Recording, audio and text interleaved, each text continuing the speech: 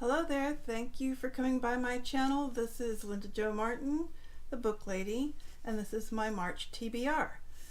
Right now I am reading Kindred by Octavia Butler. I'm just loving this book, and I'm within 100 pages of the end. I'm pretty close to the end now, and it's been really good.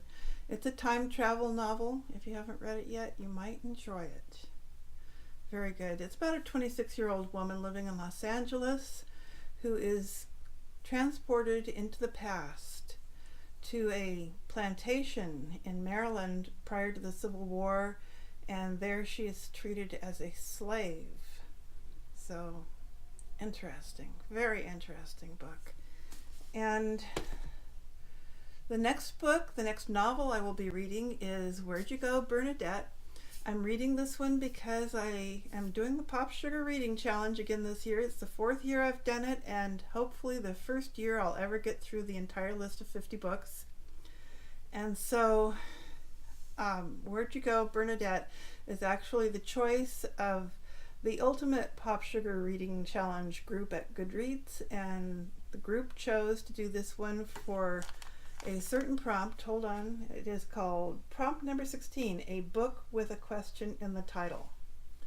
And the group chose this book, so I'm going with the group to read it. And it is about a woman who's agoraphobic who disappears.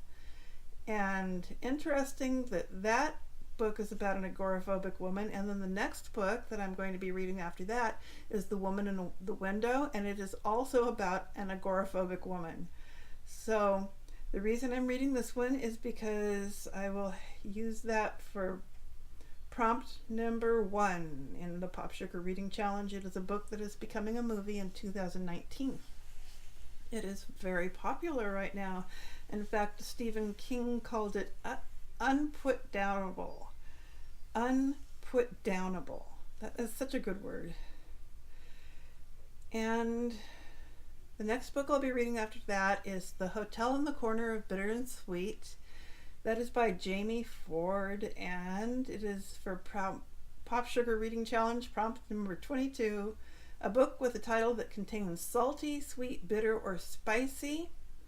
And this book is about a man living in Seattle who, prior to World War II, fell in love with a Japanese girl. And then she was put into an internment camp. I don't know what happened after that. I don't know if they got back together again after she got out of the camp. I don't know what happened. So I'll have to read the book and find out, but I know that the book probably has flashbacks to that time, World War II. But it is also a contemporary novel because he is going through a secret stash of items taken away from these Japanese families that has been stored in a hotel, apparently a hotel in Seattle at the corner of Bitter and Sweet. So when I read it, I'll tell you more. It's getting good reviews, and I'm looking forward to reading it.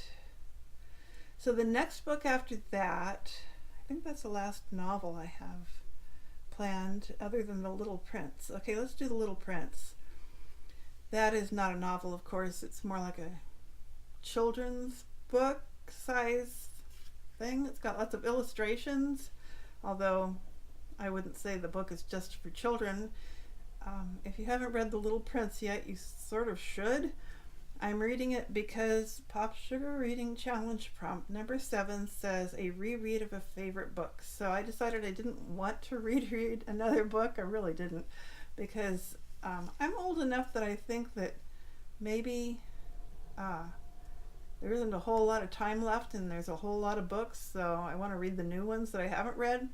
For the most part, there's a few books I might reread, but I said if I'm going to do that prompt, then it should be something short. And then I thought of The Little Prince, because that is a book that I can always enjoy rereading. So I got myself a Kindle copy, because I guess when I left Happy Camp a few years ago, I gave away my other copy. So after that, let me explain something to you. I decided this year, in addition to doing the PopSugar Reading Challenge, I want to have a well-rounded reading month. Just a well-rounded experience of reading. So I decided that I was going to read one contemporary novel or recently written novel and one classic every month, and also every month a nonfiction and a YA and one art book and a Christian book. So that's my goal for every month, and I've got this all planned out in advance for the entire year to make sure all of my bases are covered. So this month for the YA, I am using The Little Prince, and then for the nonfiction, I'll be doing PopSugar Reading Challenge, prompt number 33, a book with a zodiac sign or astrology term in the title. I'm really not into astrology, especially ever since I became a Christian 5 years ago. I kind of haven't even looked at my horoscope since then, because it's not something that I would do as a Christian. But I will be reading Killers of the Flower Moon by David Grann, and that is a nonfiction book. It's about the murders of the Osage people of Oklahoma.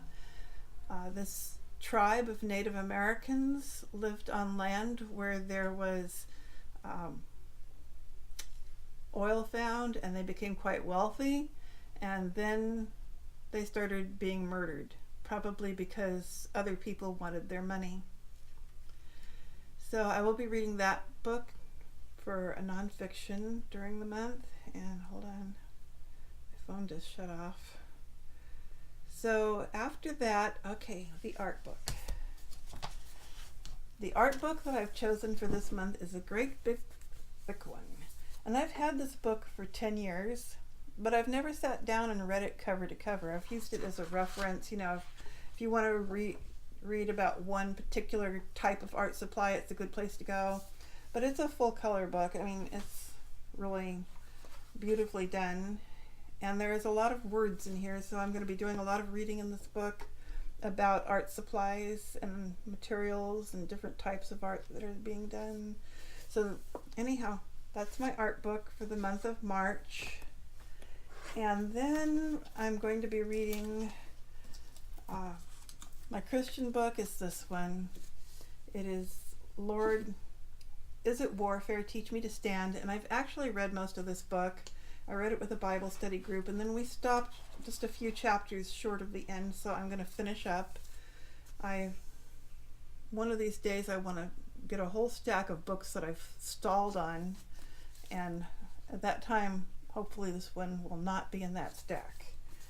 So I also have another book that I'm reading that I started last month. It is Jesus the King, and I bought the workbook that goes with it, and I'm up to chapter 2 in the workbook and up to chapter 5 in this is the regular textbook, I guess you could call it. So I'm also reading that with the Gospel of Mark in the Bible, and that is my reading plan for the month.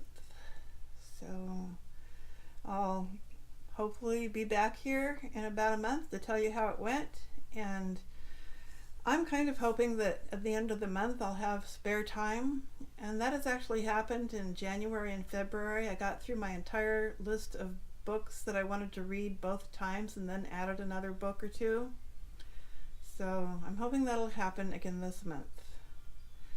I'll talk to you in another video. Bye.